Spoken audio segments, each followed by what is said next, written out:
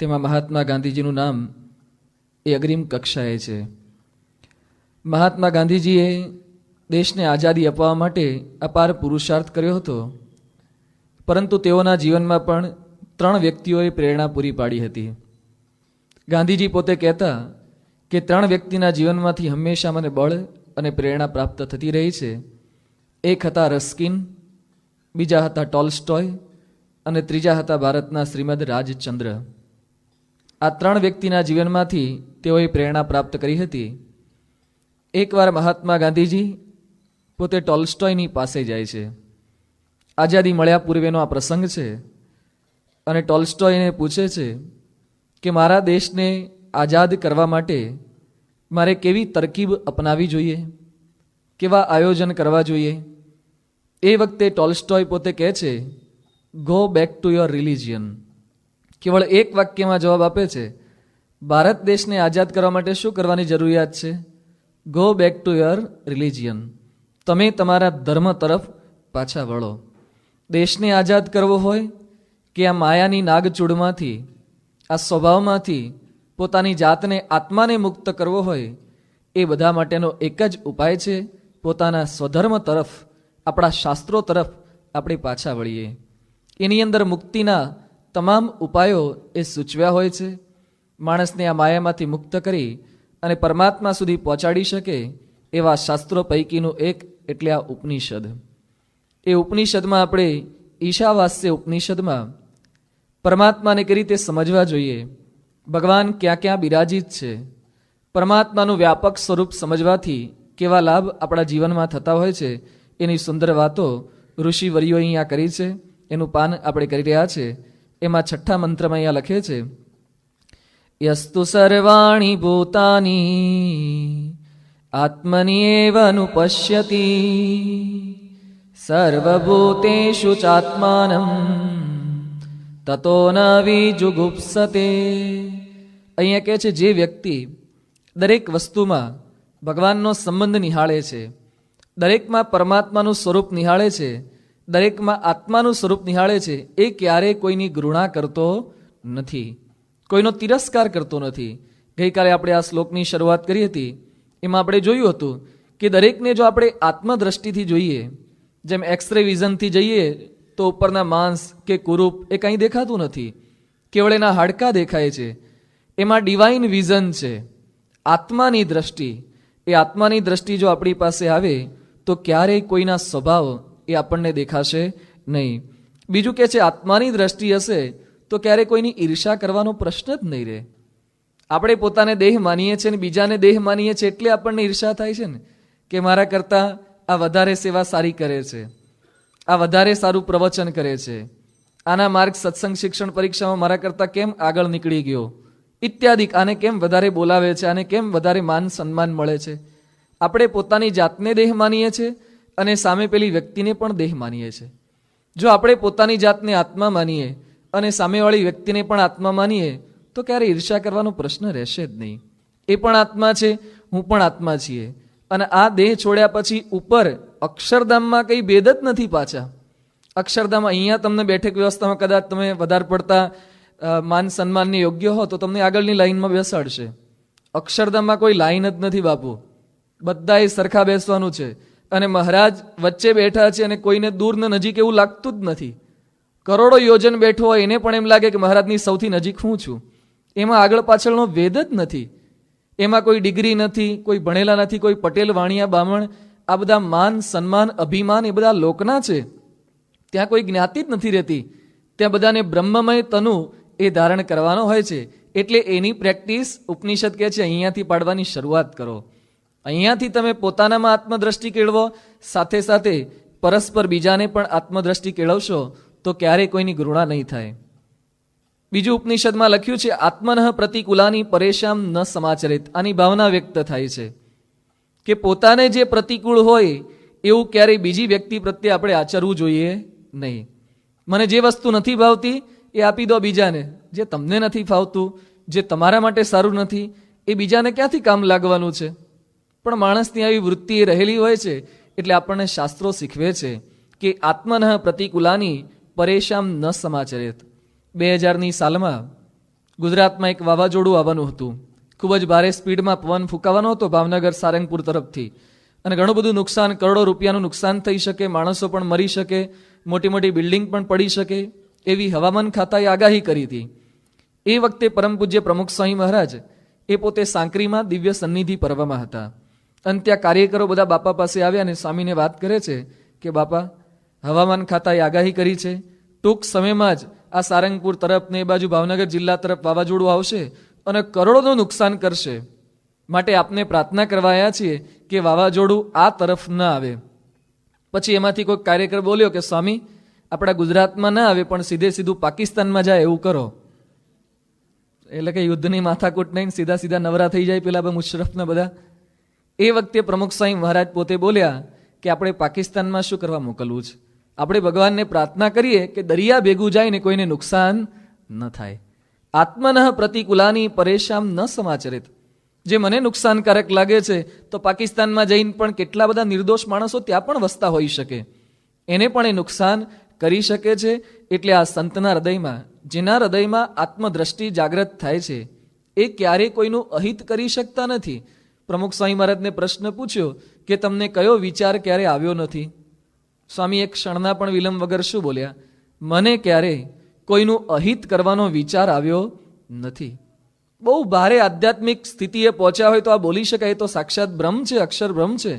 બાકી આ લોકમાં પણ મોટા મોટા ધર્માચાર્યો, અત્યારે ઘણા બધા કથાકારો, આપ તો કદાચ કથા સાંભળતા હશો, પણ વ્યક્તિગત જીવનના એના સંપર્કમાં અમે સંતો થોડાક આવીએ છીએ, આપણને લાગે કે કોઈક સ્થાને આપણું મંદિર બનતું હોય તો મોટા મોટા જે ભાગવતની કથા કરનારા, રામાયણ કરનારા, એ લોકો જ મંદિરની જમીનને અટકાવવા માટે પ્રયત્ન કરતા હોય છે. એ આધ્યાત્મિક સ્થિતિ શું પ્રાપ્ત કરી? એણે બીજાના અહિત કરવાના પ્રયત્નો કરતા હોય છે, જ્યારે પ્રમુખ સ્વામી મહારાજ એને ક્યારેક કોઈનો અહિત કરવાનો વિચાર નહીં, કોઈની સહેજ પણ પ્રવૃત્તિ નથી થઈ. એટલે આપણા શાસ્ત્રો આત્મદ્રષ્ટિ કેળવવાનો આ લાભ બતાવે છે. બીજું પરમાત્મ દ્રષ્ટિ. દરેકને આત્મા તો જોવાના જ છે, પણ આત્માની અંદર પાછા પરમાત્મા રહેલા છે. દરેકમાં ભગવાનનો નિવાસ છે. આથી દરેક મારા માટે પૂજ્યનીય બની જાય છે. એના પ્રત્યે એવી ભાવના રાખવાની છે. તિથલ જન્મજયંતિની સભા હતી, કદાચ કોઈ આમાંથી હાજર હશે. જન્મજયંતિની સભામાં આપણે છેલ્લે આરતી રાખી હોય છે. ગુરુ હરિની જયંતિ છે એટલે આપણે બધા આરતી ઉતારવી જોઈએ.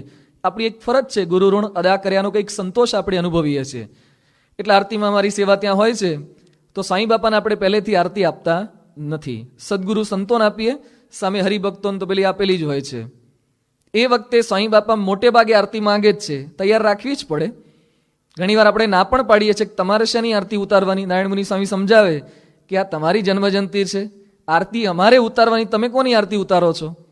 એ વખતે તિથલ જન્મજયંતિમાં ના પાડી કે સ્વામી તમારે આરતી ન લેવાની હોય, આ તો હરિભક્તો સંતો બધા ભેગા થઈને મહારાજની તમારી આરતી ઉતારીએ છે, ગુરુનું પૂજન કરવાનું છે. એ વખતે સ્વામી બોલ્યા કે મને આરતી આપો, મારે પણ આરતી ઉતારવી છે. મારી સામે જે હરિભક્તો બેઠા છે એ બધાની અંદર હું મહારાજ સ્વામી શાસ્ત્રી મહારાજને યોગી બાપાના દર્શન કરું છું. આ આશીર્વાદમાં પણ સ્વામી બોલ્યા છે કે મારી સમક્ષ આપ બધા બેઠા છો, દરેકની અંદર મને શાસ્ત્રીજી મહારાજ, યોગીજી મહારાજના દર્શન થાય છે, તો મારી પણ એક ફરજ બને છે કે આપ સર્વેની આરતી ઉતારવી. આ પરમાત્મા દ્રષ્ટિ કેળવાઈ. આપણને ભગવાનમાં ભગવાન દેખાતા નથી, અને આપણામાં ભગવાન દેખાય છે.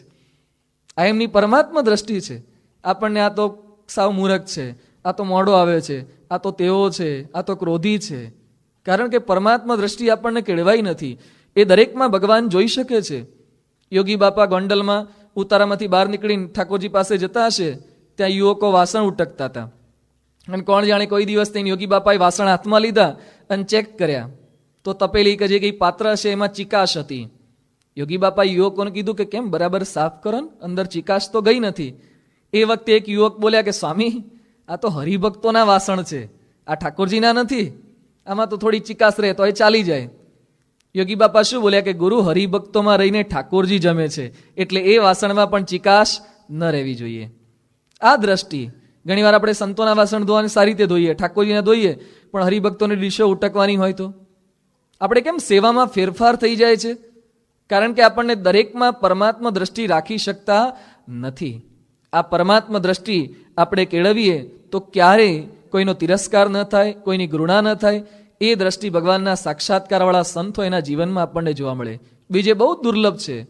આજે પ્રમુખ સ્વામી મહારાજની રોજ પૂજા પૂરી થાય પછી એ પૂજા પૂરી થાય પછી હાથ જોડીને પ્રણામ કરે છે, વંદન કરે છે. કોને પ્રણામ કરે છે?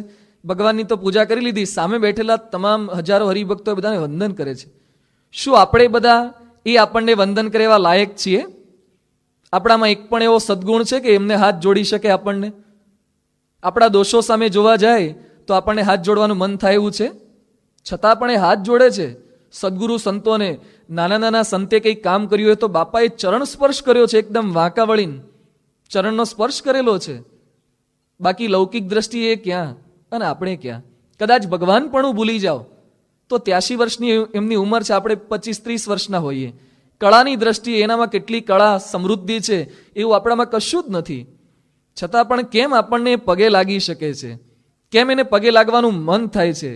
એનામાં પરમાત્મા દ્રષ્ટિ કેળવાય છે. દરેકની અંદર એ પરમાત્માના દર્શન કરે છે. એટલે જ ગાંધીનગરમાં હમણાં બાળ જયંતિ સુવર્ણ મહોત્સવ ઉજવાયો. એ વખતે પ્રમુખ સ્વામી મહારાજે છેલ્લે ત્યાં પણ આરતીનો કાર્યક્રમ હતો, બાળકોને આરતી આપવામાં આવી હતી. સ્વામી બોલ્યા, મને આરતી આપો. હવે સામે તો હરિભક્તો પણ નથી, નાના નાના બાળકો હતા. સ્વામી બોલ્યા કે મારે બાળકોની આરતી ઉતારવી છે. પછી બાજુમાં કલામ બેઠા હતા, અબ્દુલ કલામ રાષ્ટ્રપતિ. સ્વામીએ સંતોને કીધું કે આપણે કલામને આરતી આપીએ, એ તો મુસલમાન છે, આરતી ઉતારે છે ના. પણ સ્વામી બાપાની ઈચ્છા હતી કે આપણે એને પણ આરતી આપવી. આ સ્વામીનો પ્રતાપ છે, અક્ષરધામ જેવા સ્થાનમાં મુસલમાનના હાથે પણ આરતી ઉતરાઈ શકે છે. એને પણ આરતી આપી અને પછી સ્વામી બાપા પોતે બોલ્યા કે સાહેબ, અત્યારે આપણે કોઈ બાળકોની આરતી નથી ઉતારતા, પણ બાળકોમાં રહેલા ભગવાનની આપણે આરતી ઉતારીએ છીએ. નાના નાના બાળકો કેટલા તોફાની હશે, એટલે તો બાજુમાં એક મંડળ સંચાલકને બેસાડવા પડ્યા હતા કે બહુ અવાજ ના કરે, ઘડીએ ઘડીએ શાંત રાખવાના. એ બધું સ્વામી જાણતા હશે, પણ છતાં પણ એની અંદર રહેલા પરમાત્મા, એની મારે આરતી ઉતારવી છે. આ એક પરમાત્મા દ્રષ્ટિ કેળવવાની શીખ આપણને ઉપનિષદ આપે છે. આ કેળવાય તો દરેકને મદદરૂપ થવાનો વિચાર આવે. હું કોઈ માણસને મદદ નથી કરતો, એની અંદર રહેલા ભગવાનને હું કંઈક મદદ કરું છું, એની સેવા થાય છે. આથી જ ભૂકંપ થયો એ વખતે સૌથી પહેલા સ્વામીશ્રી દોડી ગયા, પોતાના સંતોને મોકલ્યા. સારંગપુરમાં અભ્યાસ કરતા સંતોનો અભ્યાસ બંધ રખાવ્યો 3 મહિના સુધી. સ્વામી કે અભ્યાસ તો પછી છે જ, પહેલા સેવા કરવા પહોંચી જાઓ. અમારી સંત શિબિર વિદ્યાનગરમાં ચાલતી હતી 98ની સાલમાં. ચાલુ સંત શિબિરે ફોન આવ્યો, સમાચાર આવ્યા કે કંડલામાં વાવાઝોડું આવ્યું છે. સંત શિબિર અતિશય અગત્યની છે, 1.5-2 વર્ષે થાય, બાપાનો લાભ મળતો હોય. સ્વામી કે સંત શિબિર પછી અને તાત્કાલિક 40થી 50 સંતોને સંત શિબિર છોડાઈ અને કંડલામાં સેવામાં મોકલી દીધા. સ્વામી કે આપણે કોઈ માણસોની સેવા નથી કરતા, એની અંદર રહેલા ભગવાનની સેવા કરીએ છીએ. માણસની એટલા ઉત્સાહથી એ સેવા કરી શકે છે, સાથે સાથે પશુની પણ સેવા. કેટલ કેમ્પ સ્વામી તરત ખોલી દે છે કે દુષ્કાળની પરિસ્થિતિ થાય ત્યારે. સાંઈ બાપાએ સંતોને કેટલ કેમ્પની શરૂઆતમાં જ કીધું હતું કે એમ ન માનતા કે આપણે ઢોરની સેવા કરીએ છીએ, પણ ઢોરમાં રહેલા પરમાત્માની આપણે સેવા કરીએ છીએ. આ પરમાત્મા દ્રષ્ટિ છે, આ આપણા જીવનમાં એ કેળવવાની છે. પણ સાથે સાથે અહીંયા શ્લોકમાં લખીએ છે કે અનુપશ્યતિ, દરેકમાં ભગવાનને જોવાના છે, પણ કઈ રીતે? જેમ સંત જુએ છે એ રીતે. ઘણીવાર અત્યારે લોકમાં કેવા સૂત્રો બહુ પ્રખ્યાત થઈ ગયા છે કે જન સેવા એ જ પ્રભુ સેવા. પણ આ વાક્ય આપણું નથી, આપણા સંપ્રદાયની વિચારધારાથી એકદમ તદ્દન વિરુદ્ધનું વાક્ય છે. જન સેવા એ પ્રભુ સેવા નથી. જનની અંદર પરમાત્મા રહેલા છે, પણ એટલાથી પૂરતું નથી. જનની સેવા પણ કરવાની છે, સાથે સાથે પરમાત્માની જુદી સેવા તો કરવાની જ છે. ઘણા લોકોને કહે મંદિરે આવો ના, કે સ્વામી જન સેવા એ જ પ્રભુ સેવા, એ કે અમે જુદા પ્રભુની સેવા કરતા નથી. પણ આપણને પ્રમુખ સ્વામી મહારાજ જેવા સંતમાંથી શીખવા મળે. એ પરમાત્માની એટલી સેવા ભક્તિ તો કરે જ છે, સાથે સાથે એ લોકોની પણ સેવા કરે છે. સ્વામી વિવેકાનંદના જીવનમાં હતાશા કેમ આવી? બહુ જ પ્રખ્યાત પુરુષ છે, નામાંકિત પુરુષ છે, આપણે એમની ટીકા કરવાનો સહેજ પણ આપણને અધિકાર નથી. પણ જીવનના અંતિમ ભાગમાં પોતે નિખાલસપણે કબૂલાત કરી છે. એ રામકૃષ્ણ પરમહંસના શિષ્ય હતા. રામકૃષ્ણ પરમહંસ મહાકાલીના ઉપાસક હતા. કલકત્તામાં એમનું મંદિર છે. રામકૃષ્ણ પરમહંસે એમને શીખવ્યું કે તું મહાકાળીની ભક્તિ કરજે, એમાં જ સુખ રહેલું છે, એમાં જ આનંદ રહેલો છે. પણ વિવેકાનંદ થોડાક બુદ્ધિશાળી વિદ્વાન હતા. એના મનમાં નક્કી કર્યું કે જન સેવા એ જ પ્રભુ સેવા, માતાની જુદી સેવા કરવાની જરૂર નથી. શરૂઆતમાં પ્રશ્ન થયો અને જન સેવા તરફ લાગી પડ્યા. અને જીવનના છેલ્લા શબ્દે પોતે બોલ્યા, પોતાની એક શિષ્યા હતી મેરી રસેલ કરીને, એને એક પત્ર લખ્યો છે. એમાં લખે છે કે આ લોકના માણસોને સેવા કરીને ક્યારે સંતોષ આપી શકાશે નહીં. એને લોહીનું એક ટીપું આપશો તો માંસનો લોચો આપણો માગશે, એ ક્યારેય ધરાતા નથી. માટે હવે હું કંટાળ્યો છું, થાક્યો છું અને ફરીથી મહાકાળીના ચરણે પહોંચું છું. એકલી જનસેવા કરશો તો હતાશા આવશે જ. જનસેવા કરવાની પ્રેરણા પણ એ પરમાત્માની સેવામાંથી જ આપણને એ પ્રાપ્ત થશે. એટલે ઉપનિષદનો સાચો ભાવાર્થ, આ ઉપનિષદના એક એક શબ્દો આપણા જીવનમાં કઈ રીતે વણવા જોઈએ એ આપણને સત્પુરુષના જીવનમાંથી એ જોવા મળતું હોય છે. એટલે આની અંદર આપણને પરમાત્મા દ્રષ્ટિ કેળવાની વાત કરે છે તો ક્યારેય કોઈની ઘૃણા નહીં કરીએ.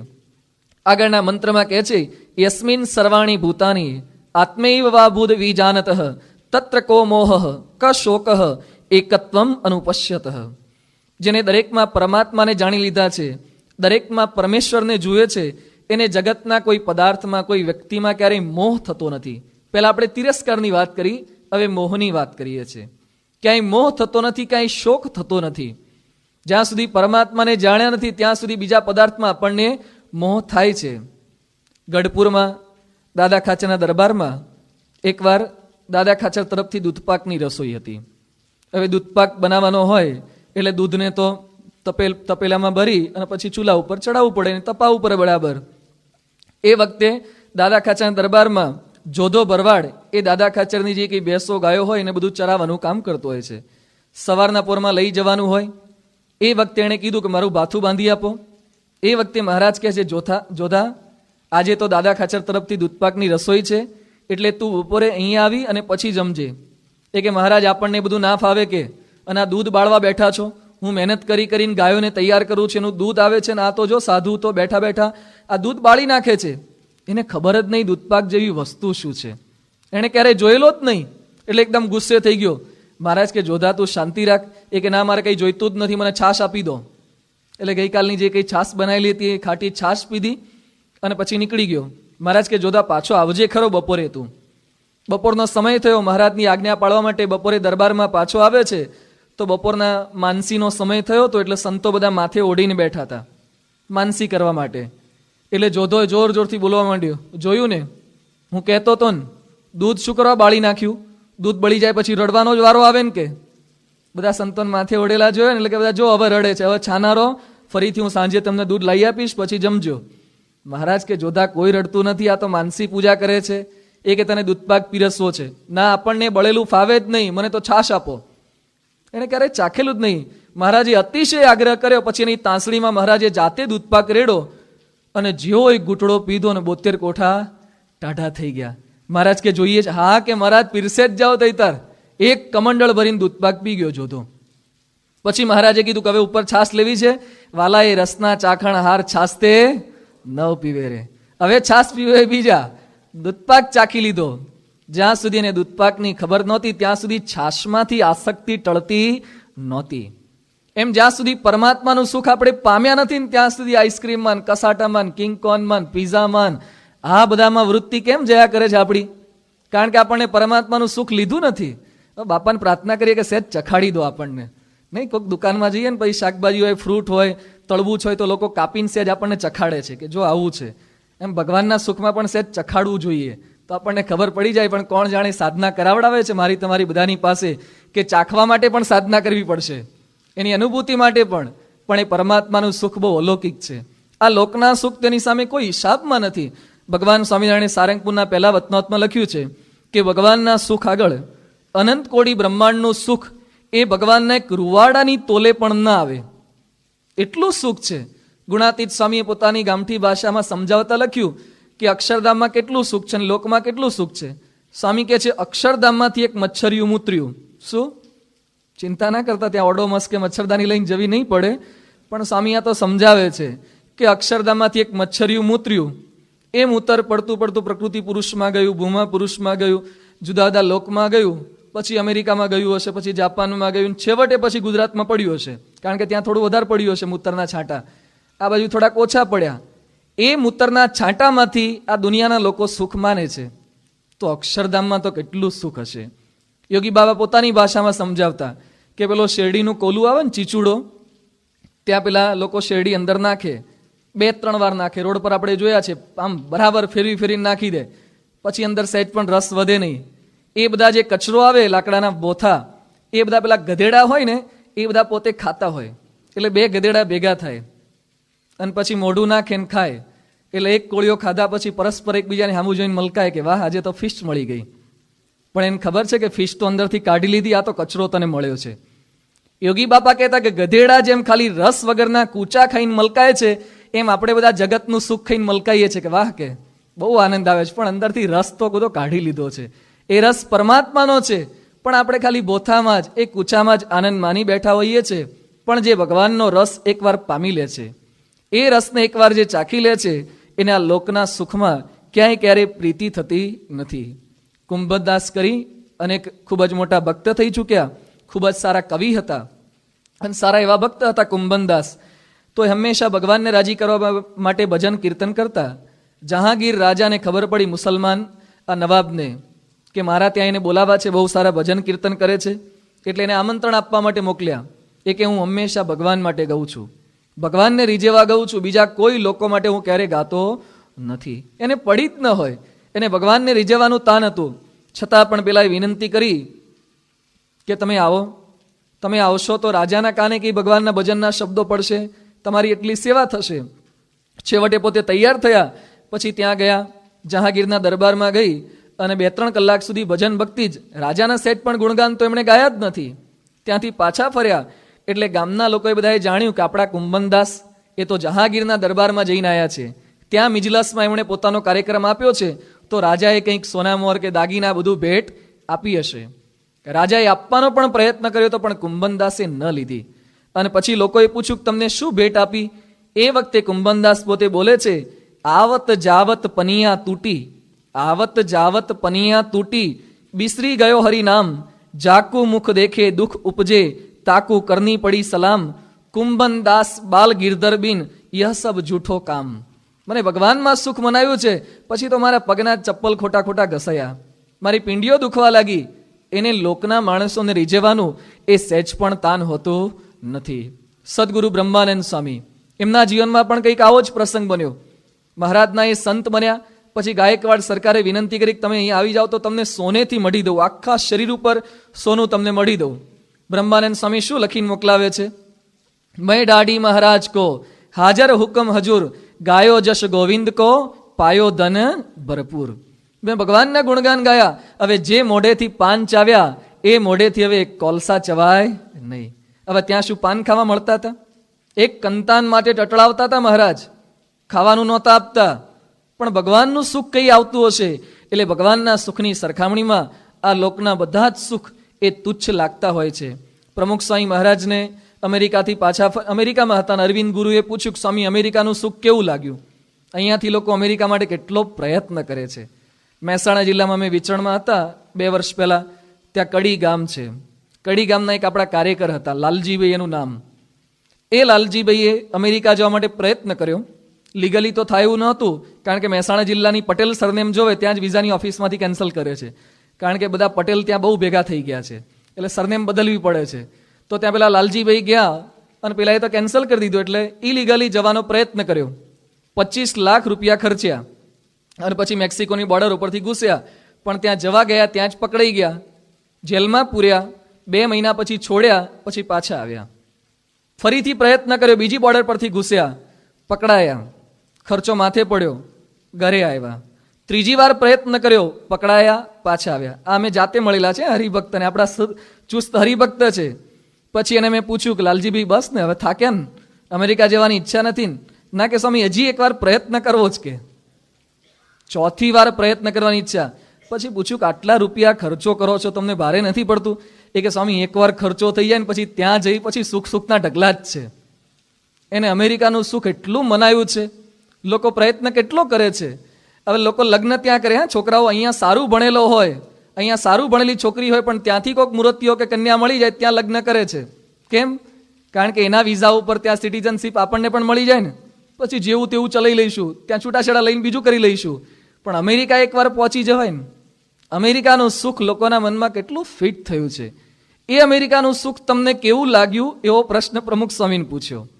પ્રમુખ સ્વામી મહારાજ શું બોલ્યા કે કોઈ સંડાસમાં, પાયખાનામાં, માથાભર પાયખાનું ભરેલું આખું મળથી વિષ્ટાથી, એની અંદર કોઈ માણસને ઊંધો લટકાવે કલાક સુધી અને જેવું સુખ આવે એવું મને લાગ્યું. એને અમેરિકાનું સુખ સંડાસ જેવું લાગે છે, એમાં એને આનંદ જ નથી આવતો, કારણ કે એમની દ્રષ્ટિ ભગવાનના સુખમાં પડી છે. એને કોઈ અપેક્ષા રહેતી જ નથી. સાંઈ બાબા પ્લેનમાંથી પસાર થતા હતા અને વિવેક સાગર સ્વામી બીજા સંતોએ કીધું સ્વામી નીચે દ્રષ્ટિ કરો, આલ્પ્સ પર્વતમાળા છે અને ઉપરથી તો કેટલું સુંદર દ્રશ્ય લાગે, પર્વતમાળા ઉપરથી જોવા ક્યારે મળે? એટલે સંતો અને બીજા હરિભક્તો અને બીજા પ્લેનના બધા ટુરિસ્ટ બધા જોતા જ હોય, બારીમાંથી સ્ક્રીન પર પણ બતાવતા હોય અને બારીમાંથી જોતા હોય. એ વખતે પ્રમુખ સ્વામી મહારાજને આગ્રહ કર્યો, સ્વામી કે પર્વતમાળામાં શું જોવી? પર્વતમાળા બનાવનારા પરમાત્માને જોઈ લીધા પછી એમાં કઈ માલ જણાતો નથી. એને કોઈ વસ્તુમાં, કોઈ વિષયમાં સહેજ પણ પ્રીતિએ રહેતી નથી. હમણાં જ રિપોર્ટમાં આપણે પ્રસંગ વાંચ્યો, સાંઈ બાપા અમેરિકામાં છે, ત્યાં ઓર્લાન્ડોમાં કે સાંઈ બાપા નિવાસ કરીને રહેતા હતા. એ વખતે આપણા એક હરિભક્ત છે, એ સાંઈ બાપાને રોજ BMW ગાડીમાં લઈ જતા ને લાવતા. BMW ગાડી એટલે જે ગાડી ફેરવતા હશે એને ખ્યાલ હશે, મર્સિડીઝ કરતાં પણ મોંઘી ગાડી છે. કેટલી સુવિધા એની અંદર છે કે તમે ગાડી લઈને જતા હો તો તમે કદાચ રસ્તા પર ભૂલા પડો તો ગાડીમાં તમારો રસ્તો આવી જાય, તમને બધું માર્ગદર્શન આપે. તમારી કંઈ તકલીફ, શું કહેવાય, શારીરિક તકલીફ વધે, કંઈક માંદા પડો તો તાત્કાલિક ગાડી પોતે પોલીસને ફોન કરે, એમ્બ્યુલન્સને ફોન કરે. ગાડીમાં સુવિધા છે. તમારે બેસવું હોય તો રિમોટ કંટ્રોલ સીટ માટે હોય, આપણે જ નહીં પેલું આમ સ્ક્રૂ ફેરવાનું પછી આમ થાય ને આમ થાય, એમાં તો સ્વિચ જ દબાવવાની, ઘણી વાર તો બગડી જાય, થાય નહીં. પેલામાં તો આમ સેટ થઈ જાય, એકવાર સીટ દબાવો અને એ સ્વિચ કોમ્પ્યુટર જાણી જાય કે તમને કેટલો એંગલ ફાવે છે, તો પછી તમે બેસો એટલે એને ખબર પડી જાય કે આ વ્યક્તિ જ બેઠી છે, એટલું એંગલ પોતાની રીતે સેટ કરી દે. આટલી સુવિધા એની અંદર છે. આવી ગાડી પેલા હરિભક્તે કીધું, સ્વામી આ ગાડી તમને ફાવી ગઈ છે, હું રોજ તમને લઈ જાઉં છું, લાવું છું, મારી ઈચ્છા છે કે તમે ઇન્ડિયા પાછા ફરો એટલે BMW ગાડી ભેગી જ મોકલવી છે. સ્વામી કે અમારે જોઈતી જ નથી, અમને અમારી પેલી ગાડી ફાવે છે. એ કે પણ સ્વામી ના, મારી ઈચ્છા છે કે તમને આપવી જ છે. એ કે સાંઈ બાપા શું બોલ્યા? સ્વામી કે અમારે જૂનું એટલું સારું, કે એન્ટિક, ઓલ્ડ ઇઝ ગોલ્ડ, કે અમારી જૂની ગાડી સારી છે. એ કે સ્વામી તમે ક્યાં એવું માનો છો? જૂના મંદિર હતા તોય તમે નવું નવું કેમ માસ્ટર પ્લાન કરો છો? એ હરિભક્ત પણ સામે ચડે એવા હતા. એ કે તમે નવા નવા માસ્ટર પ્લાન તો કરો છો. સ્વામી કે બધું ભગવાન માટે થાય ચાલે, પણ પોતા માટે નવું કંઈ કરવું નહીં. કેટલો આગ્રહ કર્યો. એ વખતે સાંઈ બાપાએ કીધું તું નિયમ લે, આજ પછી મારી આગળ ગાડી આપવાની વાત કરીશ નહીં. BMW ગાડી સામેથી મફતમાં મળે છે, એ લેવા તૈયાર નથી. એવો જ પ્રસંગ યોગી શતાબ્દીમાં બન્યો હતો. મોહનભાઈ કોલોરામાના દીકરા એ લોકો યોગી શતાબ્દીમાં આવ્યા હતા અને સ્વામીને કીધું કે સ્વામી યોગી શતાબ્દીમાં તમારો વટ પડે ને એના માટે હું રોલ્સ રોય ગાડી લઈ આવું. રોલ્સ રોય તો ઇન્ડિયાના રસ્તા પર ફરે જ નહીં, કારણ કે આપણે તો ફૂટના બમ્પ આવે ને ફૂટના ખાડા આવે, એટલે કઈ રીતે ફરી શકે જ નહીં એવી ગાડી છે. અને વ્હાઇટ પેટ્રોલ વપરાય, એમાં કે પેટ્રોલ ક્યાંથી લાવવું? અર્જણભાઈના પેટ્રોલ પંપ પર એનું પેટ્રોલ મળે જ નહીં, વ્હાઇટ પેટ્રોલ છે. એ આપવાની ઈચ્છા વ્યક્ત કરી કે સ્વામી તમારો વટ પડે. સ્વામી કે અમારે કોઈ વટ પાડવો જ નથી, અમારે જે ગાડી છે બરાબર છે. હેલિકોપ્ટર આપવાનો આગ્રહ આજની તારીખે અમેરિકાના અને આફ્રિકાના હરિભક્તો કરે છે. સ્વામી કે સ્વામી તમને અમારે હેલિકોપ્ટર ને ચાર્ટર્ડ પ્લેન આપું. ચાવી લઈને આવ્યા સ્વામી બાપા આગળ કે સ્વામી તમને હેલિકોપ્ટર આપીએ, કોઈ જવામાં પ્રશ્ન ના રહે, ટ્રાફિક ના નડે. સ્વામીએ બંને જણાને બોલાયા, સંતો પાસેથી પાણી મંગાવ્યું. સ્વામી હાથમાં પાણી આપીને પછી કે હું બોલાવું એમ બોલો. પછી સ્વામી બોલ્યા કે આજ પછી હું તમને ક્યારે હેલિકોપ્ટર આપવાનો સંકલ્પ નહીં કરું, આગ્રહ નહીં કર્યો, નિયમ લો. શું એને ભગવાનમાં સુખ મનાવ્યો છે? આપણને કોઈ સેકન્ડ હેન્ડ સાયકલ આપે ને, સેકન્ડ હેન્ડ સાયકલ, એ કે આપણને કે કામ લાગશે, કારણ કે આપણને એમાં વૃત્તિ છે, આસક્તિ છે.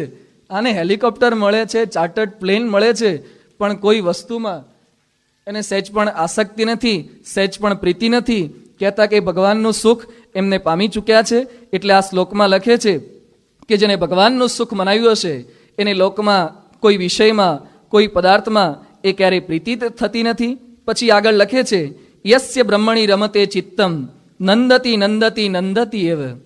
જેનું મન ભગવાનમાં લાગ્યું છે એ હંમેશા આનંદમાં રહે છે, એને ક્યારેય શોક થતો નથી. યોગી બાપાની ગઈકાલે આપણે વાત કરી હતી, યોગી બાપાના મોઢા ઉપર ક્યારેય ઉદાસીનતા ન જોવા મળે, કારણ કે ભગવાનમાં તેઓનું ચિત્ત લાગી ગયું હતું. એ ક્યારેય શોક કરતો નથી. એના જીવનમાં ગમે તેટલા દુઃખ આવે છતાં પણ હંમેશા આનંદમાં રહે છે. ભગતજી મહારાજનો પરિચય શું કહેવાતો?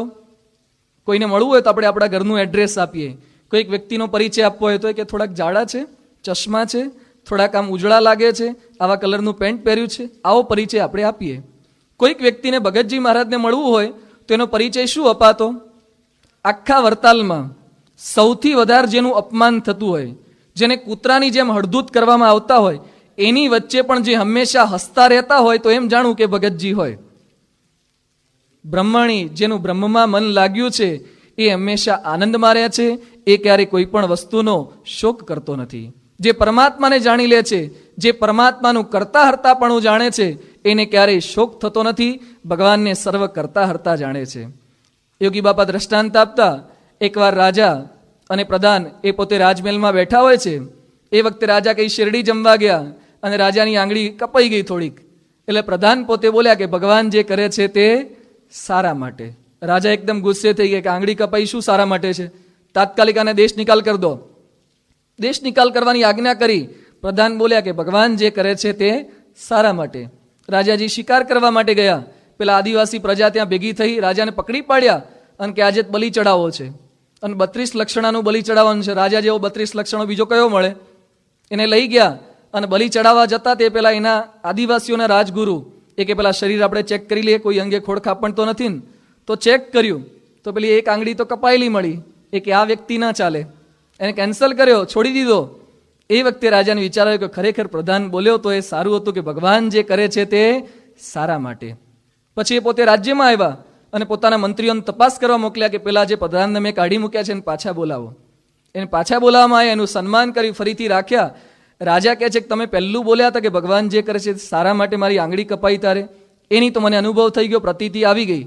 પણ જ્યારે મેં તને કાઢ્યો એ વખતે પણ તું બોલ્યો તો કે ભગવાન જે કરે છે તે સારા માટે, એ મને હજી સમજાતું નથી. એક એ પણ સમજાઈ જાય એવું જ છે. જો તમે મને કાઢ્યા ન હોત તો હું તમારી ભેગો જ હોત અને પછી આપણને બંનેને ભેગા લઈ જ જાત અને તમારી આંગળી કપાયેલી નીકળે એટલે વારો કોનો પડત?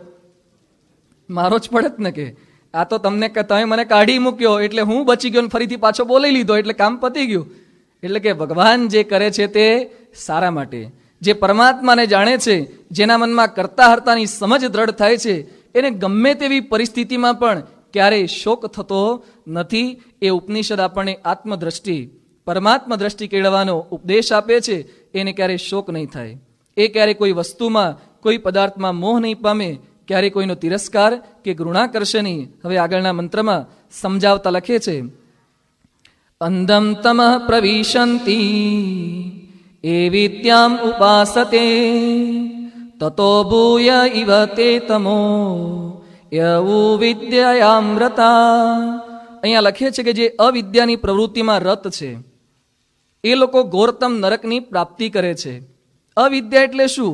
અહીંયા લખે છે અવિદ્યા એટલે જે ભગવાનને ભૂલી જાય છે અને કેવળ સ્થૂળ ઇન્દ્રિયોના પોષણમાં જ હંમેશા રત રહે છે, એ વ્યક્તિને નરકની પ્રાપ્તિ થાય છે.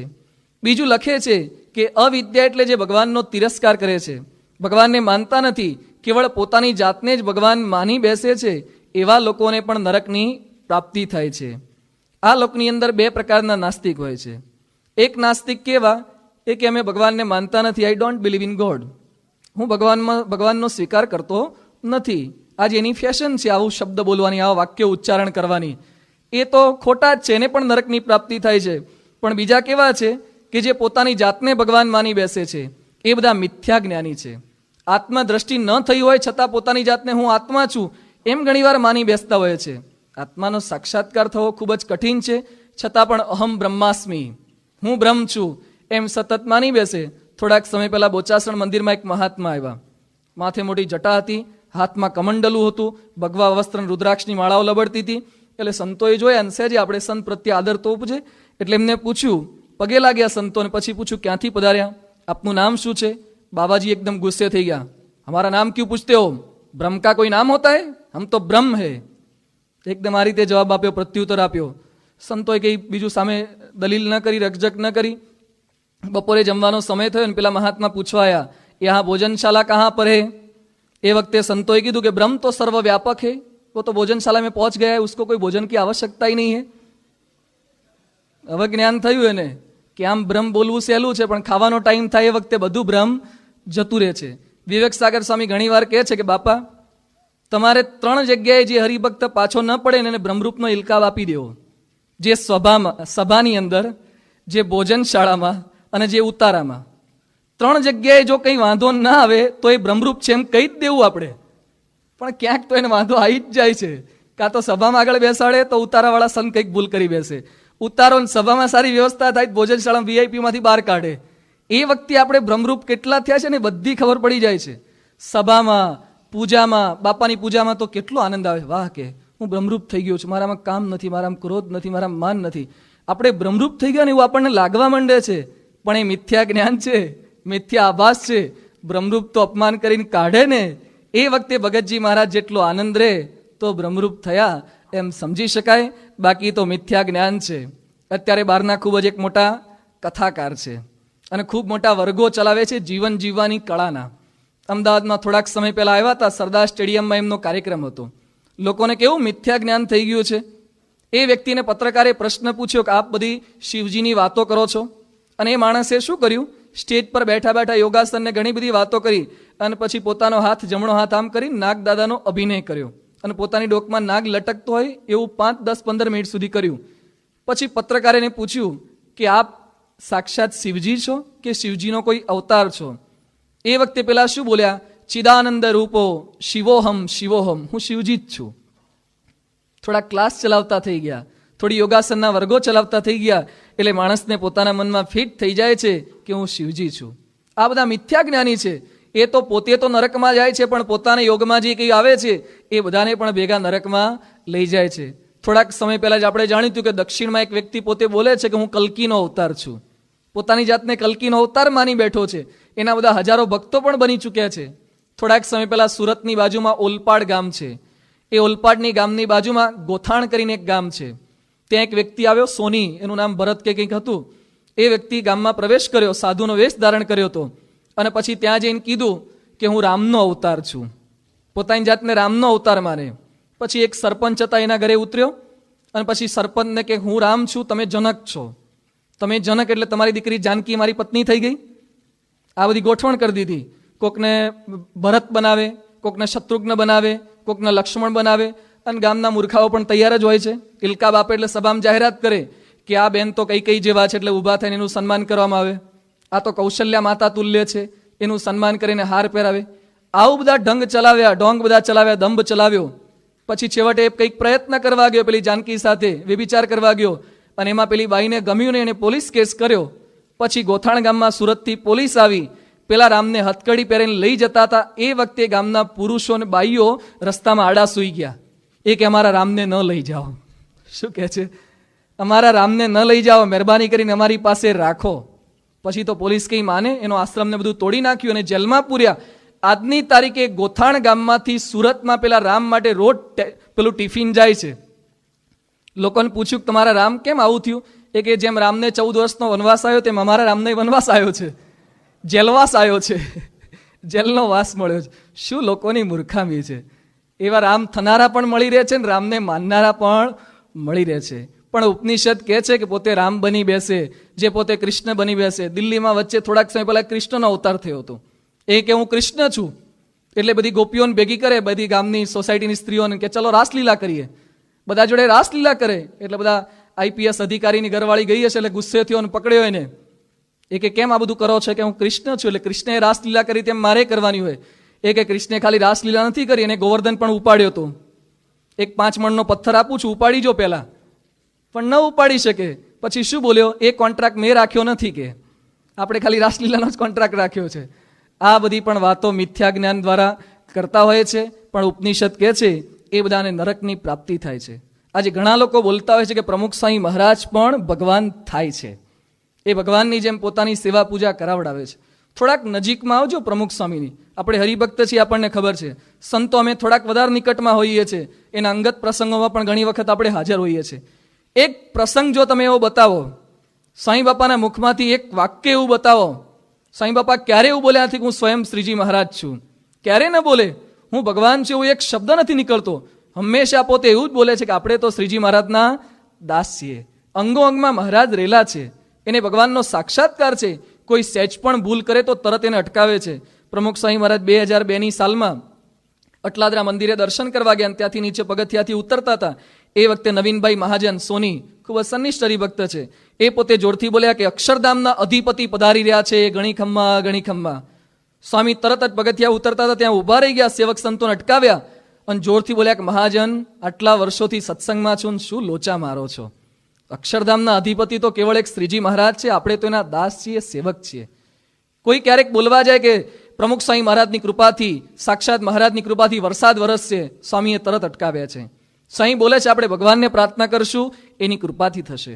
ક્યારે ને ભગવાન થવાનો સહેજ પણ સંકલ્પ નથી, એ સાક્ષાત અક્ષર બ્રહ્મ છે. હંમેશા દાસ ભાવે વર્તે છે. જો ભગવાન થવું જ હોત તો પોતાની સાથે ઠાકોરજીની મૂર્તિ રાખે કેમ? એની પરાભક્તિ તો જુઓ. એક ક્ષણ ભગવાનને પોતાથી અળગા મૂકતા નથી, હંમેશા દાસભાવે વર્તે છે. આજની તારીખે આટલા બધા વહીવટ કાર્યભારની વચ્ચે પણ ઘણી વખત થાળ બોલવા માટે જાતે બેસી જાય છે. ઠાકોરજીને એટલી દરકાર રાખે છે. અમેરિકામાં પેલા પત્રકારે પૂછ્યું કે આ હરિકૃષ્ણ મહારાજ અંગે તમારું કંઈ મંતવ્ય છે, અંગત મંતવ્ય?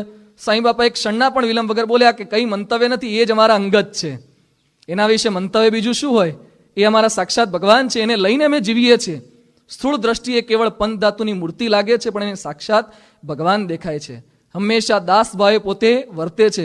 પોતાના આસન કરતાં ઠાકોરજીનું આસન નીચું હોય તો તરત જ બદલાવે છે. પોતા કરતાં ઠાકોરજી માટે સુવિધા સારી ન હોય તો તરત ફેરફાર કરાવે છે. અમને સંતોને સભા વ્યવસ્થામાં અનુભવ છે, સ્ટેજ વ્યવસ્થા સંભાળી ઘણીવાર ધમકાયા છે. સાંઈ કે બધા તમે અવિવેક કરો છો, ઉપાસનામાં ગોટાળા વાળો છો, શું કરવું જોઈએ શીખ્યા છો કોઈ દિવસ? આ રીતે પોતાના સંતોને પણ શીખવે છે કે મહારાજથી ક્યારે આપણે અધિક થવાતું જ નથી, આપણે તો તેના દાસ છીએ. એટલે ઉપનિષદમાં જે લખ્યું છે એ પ્રમુખ સાંઈ મહારાજના જીવનમાં આપણને પ્રત્યક્ષ જોવા મળે છે. એટલે આપણે ક્યારે ભગવાન થવાનું નથી, આપણે ભગવાનના દાસ બનીને જીવવાનું છે. જે માણસ કેવળ મિથ્યા જ્ઞાન કે હું આત્મા થઈ ગયો છું, હું પરમાત્મા બની ચૂક્યો છું, એવું જે મિથ્યા જ્ઞાન ધરાવે છે એ માણસને નરકની પ્રાપ્તિ થાય છે.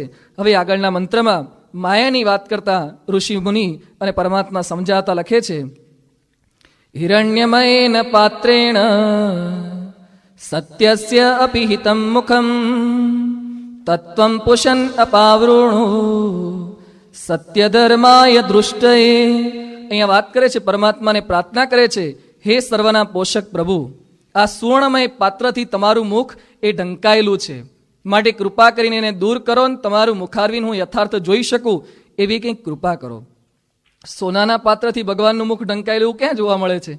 પણ એ આ ઉપનિષદની ભાષા છે, આ તત્વની ભાષા છે, આ વેદાંતની ભાષા છે. એમાં સુવર્ણથી ઢંકાયેલું છે એટલે કહે છે કે માયાથી તમારું મુખ ઢંકાયેલું છે, એ હું જોઈ શકતો નથી, માટે સત્ય ધર્માએ દૃષ્ટએ, સત્ય ધર્મવાળા એવા મારા માટે તમે ખુલ્લું કરી આપો. એ માયાને તમે દૂર કરો, કારણ કે માયા એવી છે, એનું આવરણ એટલું જામી જાય છે, આપણે પરમાત્માનું દર્શન કરી શકતા નથી. એ માયામાં બધા મોહ પામ્યા છે. બ્રહ્મા મોહે, શંકર મોહે, મોહે ઇન્દ્ર બલહારી, સંકાદિક નારદ મુનિ મોહે, દુનિયા કોણ બિચારી. બધા માયામાં મોહ પામે છે. નારદજી ભગવાનના ભક્ત કહેવાય, પણ પેલા શીલનિધિ રાજાની દીકરી વિશ્વ મોહિની એનો હાથ પકડ્યો, લેધર કરંટ લાગ્યો અને તરત મોહ પામી ગયા. પરણવાનું મન થયું. બ્રહ્માજી પોતાની દીકરી સરસ્વતી એમાં મોહ પામ્યા. શિવજી એ મોહિની સ્વરૂપ ધારણ કર્યું હતું વિષ્ણુ ભગવાને, એમાં મોહ પામ્યા. બધા મોહ પામ્યા છે, દેવતાથી માંડીને બધા. કેમ? ભગવાનની માયા એટલી પ્રબળ છે. એટલે અહીંયા પ્રાર્થના કરે છે કે ભગવાન તમારી માયાનું આવરણ દૂર કરો. એ આવરણ જ્યાં સુધી લાગેલું હોય ત્યાં સુધી વ્યક્તિનો કે વસ્તુનો યથાર્થ પરિચય આપણને થતો નથી. બેંગ્લોરમાં એક વૈદરાજ છે, થોડાક સમય પહેલા ન્યૂઝમાં બધે બહુ ચગ્યું તેઓનું નામ. એઓના ઘરે એક પેલો શાલિગ્રામ જેવી વસ્તુ હતી અને ઘરમાં કેટલા બધા 10-15 બાપ દાદાના પૂજિત એવા શાલિગ્રામ મળ્યા હતા. એટલે ઘણા ભેગા થયા. એટલે એમ થયું આટલા બધાની પૂજા ક્યાં કરવી, મંદિરમાં આપી આવીએ. એટલે મંદિરમાં આપવા ગયા. પૂજારીને કીધું અહીંયા રાખો ને, તમારે અહીંયા સેવા પૂજા થશે. પૂજારી કે અમારે કેટલાય પડ્યા છે, આટલા બધાને ક્યાં હાચવા, ઘરે લઈ જાઓ પાછા. કે એણે પણ રાખ્યા નહીં, ઘરે લઈ ગયા. અને પછી એકવાર બેઠા હતા અને કંઈક પગે લાગવા કે કંઈક ઘસ્યું તો અંદરથી કંઈક ઉજળાશ દેખાઈ, પ્રકાશ દેખાયો. પછી તો બરાબર ઘસ્યું કાર્બન પેપરથી, પેલા કાચ પેપરથી, તો અંદરથી એકદમ ચમકતો પદાર્થ નીકળ્યો. તપાસ કરાવી ઝવેરી પાસે,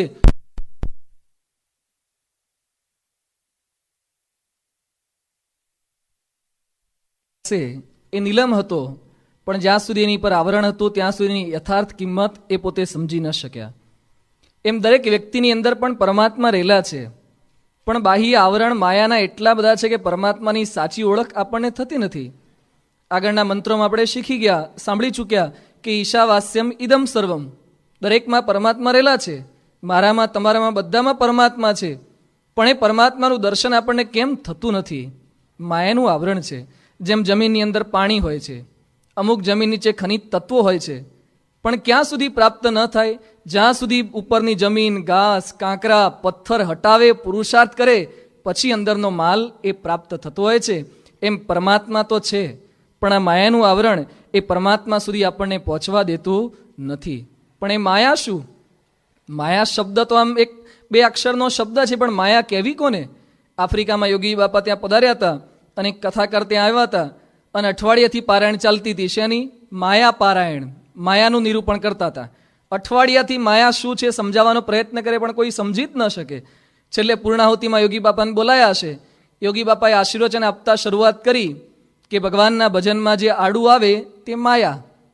બધા હરિભક્તો પેલા શ્રોતાઓ છેલ્લે આવીને મળ્યા કે સ્વામીજી, પેલા સ્વામી અઠવાડિયાથી સમજાવવાનો પ્રયત્ન કરતા હતા કે અપૃથક સિદ્ધને જાત જાતના વેદાંતના એવા શબ્દો બોલતા કંઈ સમજાયું જ નહીં, પણ તમે એકદમ સાદી ભાષામાં કીધું ભગવાનનું ભજન કરતા આડું આવે તે માયા. તરત સમજાઈ ગયું. મહારાજે પ્રથમના પહેલા વતનાવતમાં વ્યાખ્યા આપી છે.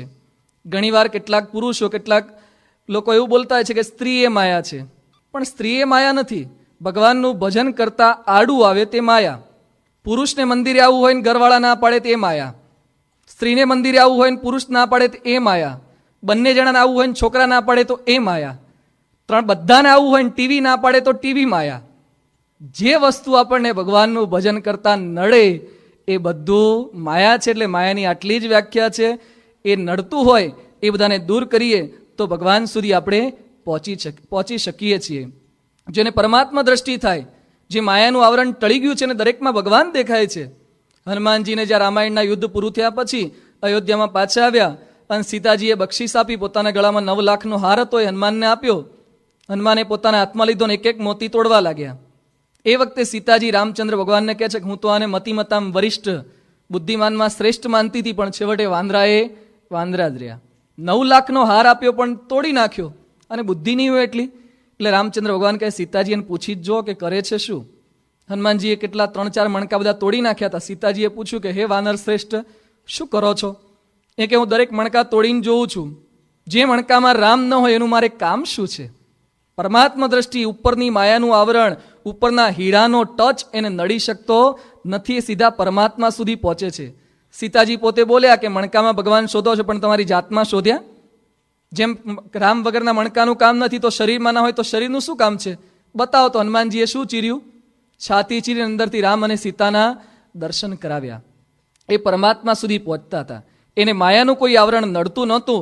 એટલે અહીંયા ઋષિ મુનિઓ ભગવાનને પ્રાર્થના કરે, હે ભગવાન, અમને આ અસત્યમાંથી સત્ય તરફ લઈ જા. રોજ મંગલાચરણમાં હું બોલું છું, ઓમ અસતોમાં સદગમય, તમસોમાં જ્યોતિર્ગમય, મૃત્યોરમાં અમૃતમ ગમય. અમને અસત્યમાંથી સત્ય તરફ લઈ જાઓ, અમને અંધકારમાંથી પ્રકાશ તરફ લઈ જાઓ, અમને મૃત્યુમાંથી અમરત્વ તરફ તમે લઈ જાઓ, તમારા ધામ સુધી લઈ જાઓ. એટલે ભગવાનને એ પ્રાર્થના કરવાની છે. ભગવાન આગળ કેવી પ્રાર્થના કરવી? ભગવાનનું દર્શન થાય એવી કંઈક પ્રાર્થના કરવાની હોય. ઘણા લોકો તો જાત જાતનું ભગવાન આગળ જુદું માગે. યોગી બાપા દ્રષ્ટાંત આપતા, એક વાળંદ હતો, એની પત્ની હતી અને એનો છોકરો હતો. ભગવાનને પ્રાર્થના કરી, ભગવાન પ્રસન્ન થયા, માગણી આપવાનું કીધું. એ વખતે કે દરેકે એક વરદાન પ્રાપ્ત થશે, એક વાર માગવાનું. એટલે પેલી વાળંદની બાઈ હતી, એણે કીધું હું રાજાની રાણી થઈ જવું. એટલે તો રાજાની રાણી થઈ ગઈ. જે ગામમાં નવાબ હતા, જે રાજા એની રાણી બની ચૂકી. એટલે પેલો વાળંદ બિચારો એકલો રહી ગયો. એ કે આણે તો વરદાનનો આવો ઉપયોગ કર્યો, પેલા રાજાની રાણી બની ગઈ. એટલે એની પાસે હજુ વરદાન બાકી હતું માગવાનું. એ કે રાજાની રાણી થઈ ગઈ, એનો ગુસ્સો એકદમ વધી ગયો કે મને છોડીને ત્યાં ક્યાં ચાલી ગઈ. એટલે એણે બીજું વરદાન માગ્યું, પાછી પેલી ગધેડી થઈ જાય. એટલે પેલી ગધેડી થઈ ગઈ. પછી ત્રીજા છોકરાનું વરદાન બાકી હતું. એટલે બિચારો એક તો બાપ પણ સામાન્ય પરિસ્થિતિમાં, પેલી માં ગધેડી થઈ ગઈ, લાભ શું ખાટવો. એટલે એણે કીધું કૃપા કરો, મારી માં ગધેડામાંથી પાછી વાળંદની ઘરવાળી થઈ જાય. તો પાછી એવી થઈ ગઈ. યોગી બાપા કહેતા 3 વરદાન મળ્યા પણ પાછા ત્યાંના ત્યાં જ રહ્યા, કશો લાભ કરી શક્યા નહીં. એમ ભગવાન પ્રસન્ન થાય તો ઘણી વાર માગતા ના આવડે. પ્રાર્થના કંઈ આવી નથી કરવાની હોતી. પ્રાર્થના આપણા સ્વભાવ દોષો થકી રહિત થઈએ, એ અસત્યમાંથી સત્ય તરફ આપણે જઈએ, એની પ્રાર્થના એ કરવાની છે. હવે આગળના મંત્રમાં સમજાવતા કહે છે, વાયુ અનિલમ અમૃતમ અથ ઇદમ ભસ્માંતમ શરીરમ ઓમ ક્રતો સ્મર કૃતમ સ્મર ક્રતો સ્મર કૃતમ સ્મર. ઉપનિષદના શબ્દોમાં કહે છે કે ભસ્માંતમ શરીરમ, આ શરીર એક ક્ષણ ભંગુર છે, એ નાશ પામવાનું છે. પરિવર્તિની સંસારે મૃત કોવા ન જાય. તે જે જન્મે છે એનું મૃત્યુ થાય છે. જન્મ્યા ત્યાંથી જરૂર જાણો મરવાનું છે. માથેજી આ દેહ તો નાશવંત છે, ક્યારે પડી જાય કંઈ નક્કી નથી. મૃત્યુ એને કોઈ ક્યારે ટાળી શકતું નથી, પણ એ મૃત્યુની વચ્ચે એ ભગવાનને ભજી લેવાના છે. પછી આગળ જણાવતા કહે છે કે મૃત્યુ સમયે આ જીવાત્માને બધું યાદ આવે છે, આગળની પોતાની કરણી બધી યાદ આવે છે. મહારાજે વતનાવતમાં લખ્યું છે પ્રથમના 14માં, અંતે યામતી સા ગતિ. અંતે યામતી એટલે છેલ્લા સમય ખાલી કોઈ વ્યક્તિ ભગવાનને યાદ કરી દે ધામમાં ચાલ્યો જાય, એમાંનું અર્થઘટન નથી. મહારાજે એની સ્પષ્ટતા કરી છે. આખી જિંદગી દાણ ચોરી કરી હોય, ખોટા ધંધા કર્યા હોય, છેલ્લે કે ભગવાનનું નામ લઈ લઈશું. ઘણા લોકોના મનમાં આવી માનતા હોય છે કે છેલ્લે ભગવાનનું નામ લઈ લઈએ એટલે ભગવાનના ધામમાં. એમ ધામ રેડું પડ્યું નથી. જો એવું જ કરવું હોત તો આપણે બધા શું કરવા આટલી કઠિન તપશ્ચર્યા કરત? છેલ્લે નામ લઈ લઈશું. શું કરો આટલા ધારણા પારણા, નિર્જળા ઉપવાસ, આટલી સેવા, દાન ધર્માદો શું કરવા કરવું પડે? છેલ્લે નામ લેવાથી પૂરું થઈ જતું હોત તો. એટલે મહારાજે લખ્યું છે અંતે યામતી સાગતિ, એટલે જીવનભર જેવી મતિ હોય એવી છેલ્લે મતિ રહે છે. જીવનભર જેવી ભક્તિ કરી હોય, જેવું કાર્ય કર્યું હોય એવું ફળ છેલ્લે પ્રાપ્ત થાય છે. જેને જીવનભર એ સાચા સંતને સેવા હોય એ નિર્ભય બને છે. સારંગપુરમાં પૂજ્ય સંત વલ્લભ સ્વામી હતા, એકદમ આત્મજ્ઞાની, સાચા આત્મજ્ઞાની. એનો મૃત્યુ સમય નજીક આવ્યો. પ્રમુખ સાંઈ મહારાજ એમને રોજ મળવા જાય, સાંઈ બાપાના ગુરુભાઈ કહેવાય એટલે પગે લાગે. એ વખતે સાંઈ બાપા કહેતા કે તમને કઈ તકલીફ છે? પોતે શું બોલતા? ટટ્ટુ દુબલા હે લેકિન અસવાર તાજા હે. મારો શરીર એકદમ દુબળો પડી ગયો છે પણ મારી અંદર જે અસવાર છે એ તાજો છે. એકદમ કેપથી બોલતા અને કહેતા કે મેં તમારી ભક્તિ કરી, મેં શાસ્ત્રી મહારાજને, યોગી બાપાને તમને રાજી કર્યા, મારે ફિકર શું હોય? ભગવાન મને તેડવા આવશે, અત્યારે ન તેડવા આવે તોય હું ધામમાં જ બેઠો છું. અંતે યામતી સાગતિ, એટલે જીવનભર ભક્તિ કરી હતી તો છેલ્લે પણ એટલા નિર્ભય થકા ભગવાનનું ભજન કરતા ધામમાં ગયા. પણ જીવનભર કંઈ ભગવાનની ભક્તિ ન કરી હોય, ક્યારેક કથા શ્રવણ ન કરી હોય તો શું પરિસ્થિતિ થાય? એક કાકાની અંતિમ અવસ્થા, મૃત્યુ સમય નજીક આવ્યો અને પછી છોકરાઓ આગળ કંઈક બોલતા હોય એવો અભિનય કરે. છોકરાઓને લાગ્યું બાપ દાદાનું કંઈક જમીનમાં દાટીને જવાના હશે તો કહીને જાય એટલે 1500-2000નું એક ઇન્જેક્શન અપાયું. એ અપાવે તો છેલ્લે 5-10 મિનિટ વધારે બોલતા જાય. જેવું ઇન્જેક્શન અપાઈને શું બોલ્યા? એ કે ડોબાઓ મારી સામે શું જોઈ રહ્યા છે? પેલી ભેંસ સાવરણી ચાવી જાય છે. ભેંસ સાવરણી ચાવી જાય છે, એની સાવરણી કાઢો મોઢામાંથી. એક સાવરણીની કિંમત 2000 રૂપિયા પડી. 2000 રૂપિયાની સાવરણી થઈ. છેલ્લે વૃત્તિ, આખી જિંદગી એણે કામ જ કર્યું હોય, ભગવાનનું ભજન ભક્તિ સહેજ પણ ન કર્યું હોય એટલે એનાથી ક્યારેય ભજન ભક્તિ છેલ્લી અવસ્થામાં પણ થતી નથી. એટલે ડૉક્ટર સ્વામી પણ આપણને દ્રઢાવે છે. ડૉક્ટર સ્વામી સંતોની સભામાં, હરિભક્તોની સભામાં પણ ઘણી વખત કહે છે કે ઉપનિષદમાં જે લખ્યું ને કે મૃત્યુ સમય નજીક આવે છે, ગમે ત્યારે આવે, એનું કાંઈ નક્કી નથી, એટલે હંમેશા આપણે મરવાનો અભિનય કરવો, મનમાં વિચાર કરો. ડૉક્ટર સ્વામી હમણાં ઘણી વખત કહે છે કે તમે એવો મનમાં વિચાર કરો કે મારું મૃત્યુ થઈ ગયું છે, મને ઠાસડીમાં બાંધી દીધો, આંખો બંધ કરીને આ બધો વિચાર કરવાનો રોજ. ડૉક્ટર સ્વામી કહે છે પછી ઠાસડીમાં બાંધ્યો છે, મને લઈ જાય છે, મારો અગ્નિ સંસ્કાર થાય છે, અગ્નિ સંસ્કાર થયા પછી ઘરે સભા ભરાય છે અને એમાં મારે પેલી શ્રદ્ધાંજલિ સભામાં લોકો બોલે છે કે ફૂલ ગયું ને ફોરમ રહી. આવું બહારથી બોલે, બાકી તેમ બોલે કે ઝાડ ગયું જગ્યા થઈ. આ તો બહાર આપણને સારું લાગવા માટે બોલતા હોય, બાકી તો નડતા હતા ને સારું થયું ગયા એ. પણ બહાર જુદું કંઈક બોલે છે. ડૉક્ટર સ્વામી કહે છે કે રોજ આવો વિચાર કરો તો આપણને સમજાશે કે બહારથી લોકો મને સારું લગાડવા ઘણું કહે છે પણ મારા ગયા પછી તો ઘણા રાજી થશે. એટલે આપણને જીવન સુધારવાની પ્રેરણા એમાંથી મળશે. એક મૃત્યુનો વિચાર એ કરવાનો છે.